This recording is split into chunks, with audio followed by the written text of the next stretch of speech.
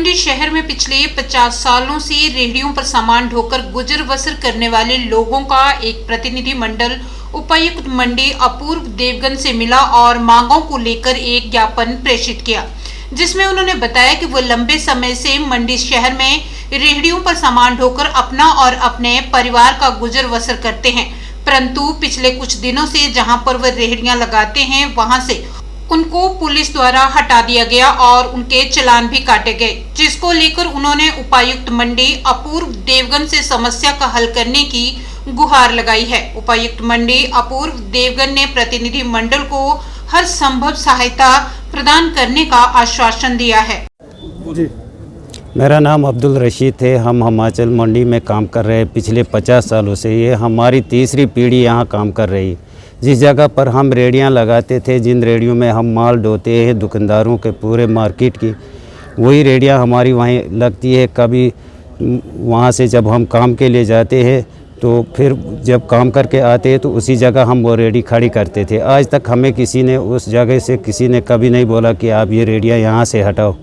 तो 4-5 दिन पहले हम वहाँ पर पुलिस वाले आए, उनने बोला ये रेहड़ियाँ हटाओ यहाँ से, क्योंकि आपको यहाँ लगाने की अभी इजाज़त नहीं है।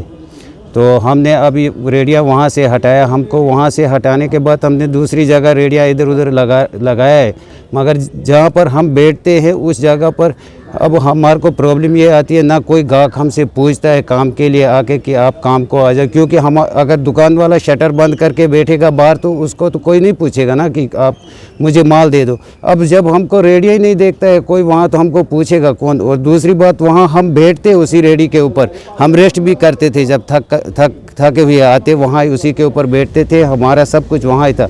अब हम 5-6 दिन से ना कुछ कमाया ना कुछ, और हम खड़े खड़े वहाँ रह भी नहीं सकते। हमारे टांगों में दर्द हो रहा है खड़े बैठ के।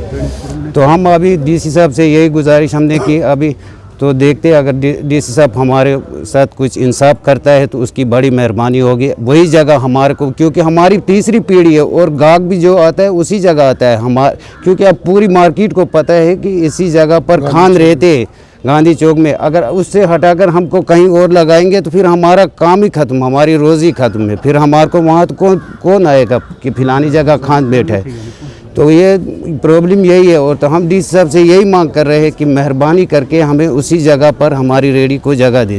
पुलिस वालों को, पुलिस वालों को हटाया, वो निगम ने हटाया या नहीं? पुलिस वाले आए, हमको पता ही नहीं थी। पुलिस वालों ने आकर हमारे को बोला कि आप जिसकी रेहड़ी है आप खड़े हो जाओ अपनी रेहड़ी के पास। तो हम खड़े हो गए वहाँ पर।